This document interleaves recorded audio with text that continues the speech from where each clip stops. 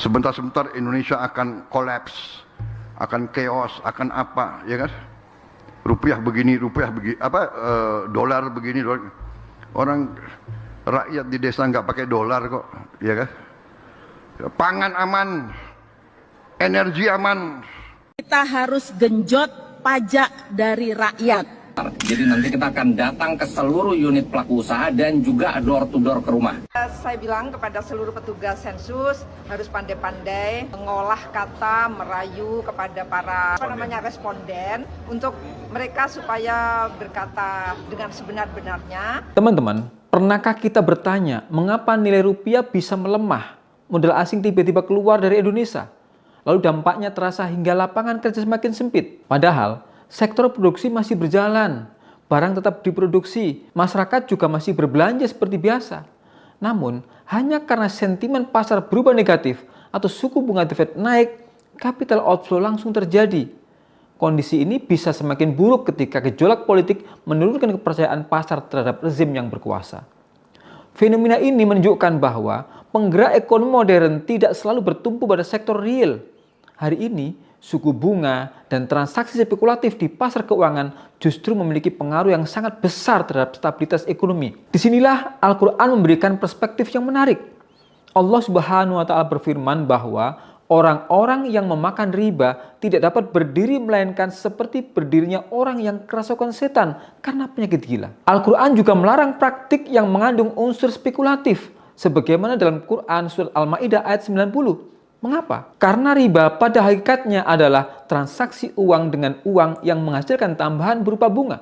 Sebaliknya, perdagangan mempertemukan uang dengan barang atau jasa. Dari transaksi inilah produksi tumbuh, usaha berkembang, dan lapangan kerja tercipta. Maka, ketika Allah menyatakan Allah menghalalkan jual beli dan mengharamkan riba, pesan itu bukan hanya berbicara tentang halal dan haram. Ayat tersebut juga menunjukkan korelasi yang nyata dengan kehidupan ekonomi, produktivitas, kesempatan kerja, daya beli masyarakat, hingga stabilitas sebuah negara. Hal yang sama dapat kita lihat pada investasi yang semata-mata mengejar capital gain melalui transaksi spekulatif di pasar derivatif. Aktivitas seperti ini berpotensi memperbesar volatilitas dan memicu capital outflow. Berbeda dengan skema mudharabah dalam Islam, di mana investor dan pelaku usaha berbagi keuntungan berdasarkan profit sharing. Skema ini mendorong kepastian usaha, memperkuat sektor real, meningkatkan produktivitas, dan pada akhirnya membuka lebih banyak lapangan kerja. Ketika semakin banyak angkatan kerja terserap, kemiskinan akan menurun dan kesejahteraan masyarakat meningkat. Dalam masyarakat yang lebih sejahtera, semangat bersedekah pun tumbuh.